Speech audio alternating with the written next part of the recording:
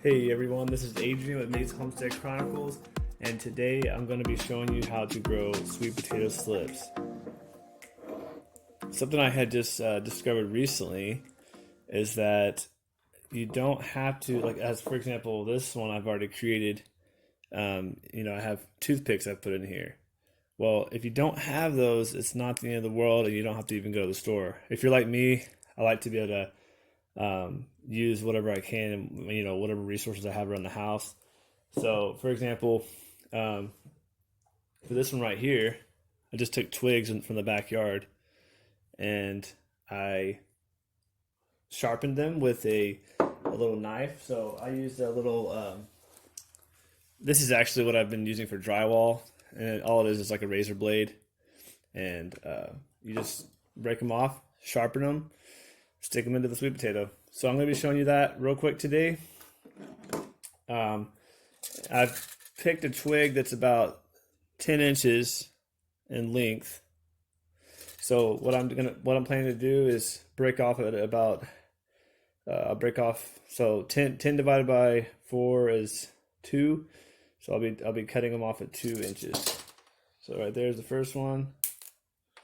And then I'll just look at the next one here. Right there. And the next one. So 2 inch mark, right off. And I believe that's all. So we got those. I'm gonna put this measuring tape away real quick. And so what you do is just, like I said, just take your whether you're using a knife or razor blade or drywall knife, you're just gonna kind of lightly take off little by little until you get to a point where it's decently sharp there. All right, so we're gonna do the rest of these.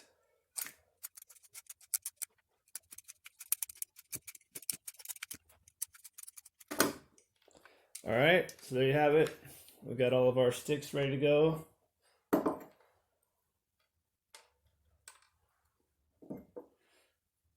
And basically you're just going to find your depth that you want, and I want mine to be about right there. So I'm going to go ahead and stick first stick in there, just like that.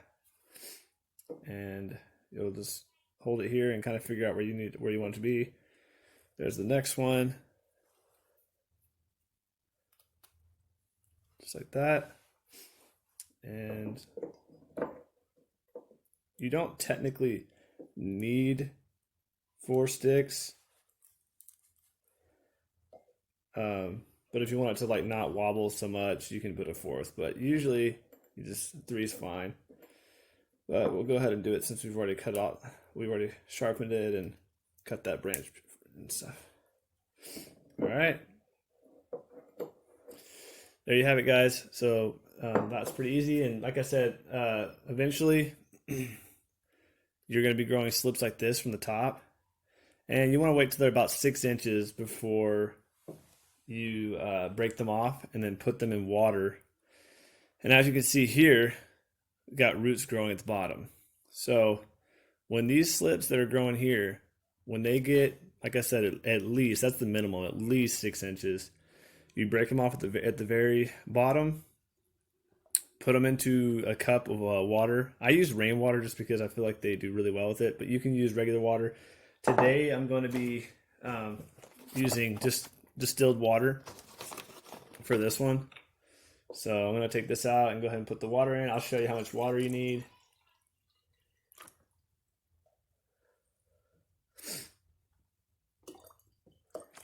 All right.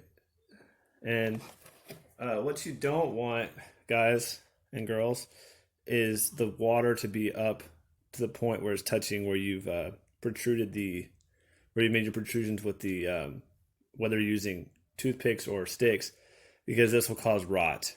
Okay, so this is a good level, and actually you don't really even have to bring the water that high up, but since I already poured it in there, that's okay. I'm just going to leave it.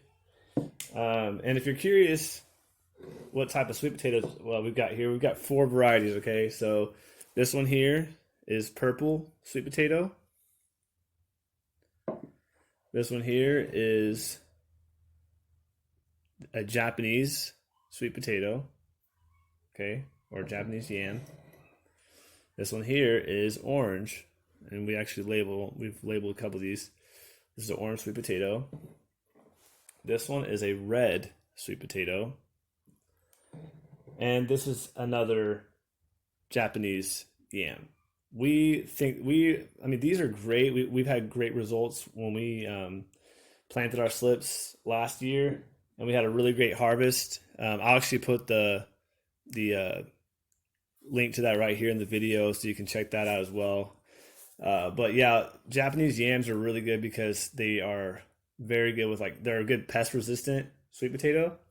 That's just some of the research we've done, that they're one of the best pest resistant potatoes. So, all right, guys. Well, if you enjoyed the video, be sure to give it a thumbs up. And if you have any questions, any comments, please leave them in the comment section. We'd love to hear from you. All right, you guys have a blessed day, and we'll see you next time. Bye-bye.